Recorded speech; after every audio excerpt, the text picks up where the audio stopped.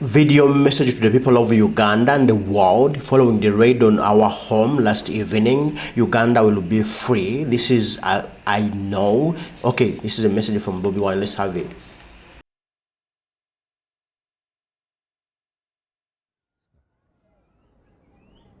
Listen. Fellow Ugandans and friends of Uganda all over the world, my name is Kyagulanyi Ssentamu Robert, also known as Bobi Wine. Mr. And President. today is the 24th of January 2026. It's exactly 8 days since I escaped from my own house following a raid that was carried out by the military and police at my home on the orders of Muhoozi Kainerugaba, Museveni's son, and the Chief of Defense Forces. We had gotten earlier intelligence from our friends within the army that he had issued orders to his men to come and harm me. So when we saw them jumping over our fence on the night of 16th January, I somehow escaped from my home and left. That night they didn't enter into our house. They stopped in the compound. 3 days ago, they once again jumped into our fence, hurled profanities to my wife, and threatened to break into my house. That was the second time. Now last night was the third time for them to raid us. They came in hundreds, according to my wife. They broke every door in our house, including those that were not locked. They took away all our documents, from academic documents, land title deeds, and all important documents. They took every gadget, phones, chargers. They took our internet system. They even took all the laptops, including children's school laptops. They also took away our CCTV camera system and destroyed anything that they could destroy, broke glass and cut even our chairs. They put my wife on gunpoint, demanding that she shows them where I was. They even forced her to remove the passwords from her phone and our laptops, but she refused. Well, these and many things that Museveni's regime is doing through his son and his other people are not signs of strength. These are signs of weakness. If Museveni claims that he won the election, why is he panicking? Why is he doing all manner of terrible things? Why is he harassing people? Why is he harassing me and my family? Those are signs of shame. Those are signs of illegitimacy. Now my message to you, fellow Ugandans, I am not in my home because I still want to be able to speak to you like I'm doing. I'm not in my home because my life is threatened. I take this opportunity, first of all, to thank the international community for the voices that they've raised, but to also encourage them to keep an eye on Uganda, especially at this critical time. To you, fellow Ugandans, this is our country. All this is being done to intimidate us. They've abducted two of my deputy presidents, Lina Zedriga and Jole Tukamshaba. We don't know where they are. They've arrested Mwanga Chivumi, my deputy president in charge of Buganda region, and many other comrades, to sow fear in us. I encourage you to be strong, to be smart, to be creative. These people are not as strong as they purport, and indeed they are not as smart as they are. They failed to find me for 8 days. I also tell you that we must never give up. Uganda is our country and we must fight and liberate it. I will resurface at an appropriate time to forward our struggle. In the meantime, I'm not home because I'm trying to keep safe, I'm trying to keep alive, and I want to keep communicating to you. We shall overcome, we shall be free. People power, our power. Oh, people power, our power. That's the message from Kyagulanyi Ssentamu Robert Bobi Wine, from wherever he is. Many people are asking questions. Where's the president? He's not in Uganda. He is in Uganda. This is Uganda. Whether I want or no, he is in Uganda. That's Uganda, our country, the Pearl of Africa. Now, why Kyagulanyi is saying this?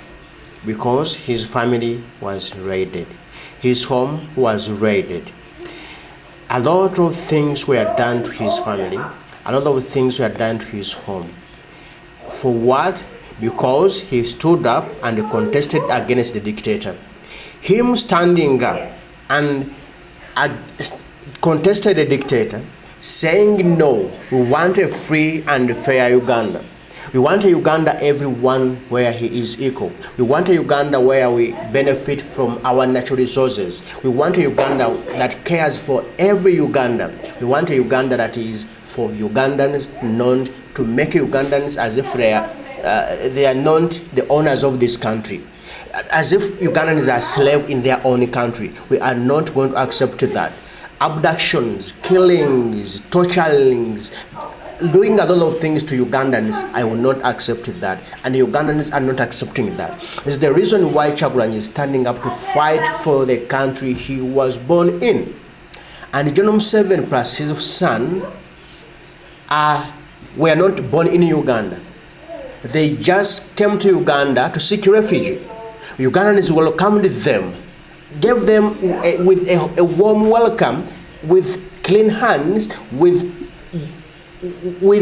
all the love someone would give a visitor. We loved them, we cared for them, and even we gave them power. But instead of giving back love we gave to them, instead of showing that greatness to us who gave them power, they are now killing us all. They are now finishing us. Why would they do that? Why would you do that, such bad things to someone who welcomed you in his country? Ugandans, we need to rise up. Ugandans, we need to say what we must say, that we need our country back. We need our power back. We need to be Ugandans again. Because now we are not Ugandans. We need to be alive. We need to fight for our life. If we don't fight for our life, nobody will do it for us. It's your responsibility, cardinal law as a Ugandan, to fight for your life. Nobody will fight for you. It's your cardinal law in the constitution of Uganda. The power belongs to the people. If we are the people of this country and power belongs to us, we are the power. We just dedicate that power to some leaders we put in place. But if we haven't put someone in power, he just rigs elections and enforce himself on us. What do? We use our power as the people of Uganda to change the power. And those who are in power right now, they think they are so powerful. They think they are so big. They think all Ugandans are just bad people. Ugandans are just retards. They will not raise up. They will not wake up to the ownership of their country. I tell you what. Every dog has his day. Every dog has its day. General Museveni and your son, plus your henchmen, your day is coming. All this you are doing to someone who is not harmful, someone who is not armed, someone who is not calling for violence, but who is asking for peaceful transfer of power, and you do this to him. Meaning you've been in Uganda for all of these years without any opposition that is serious. All of them, they are under Museveni's armpits. Because I've never seen any opposition candidate in Uganda after election, they break into his home, they do all atrocities to his family. I've never seen it. This is the first time. Meaning Kyagulanyi is different from what Museveni built. Is not under his armpits. That's why he's so fearful. And the question is, if you won by 72%, why are you panicking? Why are you not happy for your win? Why are you terrorizing the candidate who was your competitor in the election? Because if you won fairly, okay, and you feel all was this support from Ugandans, not legal support, not forced support, why would you be mad to this extent? Entering someone's home, breaking everything down, beating everyone, arresting everyone, killing everyone, abducting everyone, yet you won legitimately. Why are you not happy with your win? Meaning you never won. No one elected you. You know that. Ugandans neglected me. Ugandans don't love me. Ugandans no longer need me. So let me terrify them. Let me kill them. Let me do all this to them, to intimidate them. But I tell you what, General 7, you are not intimidating anyone. We are the citizens of this country. This is our land. We have nowhere to go. We belong here. Dead or alive, we belong here. We'll be here. So do whatever you want to do, but know in your mind one day you'll pay for whatever you're doing today.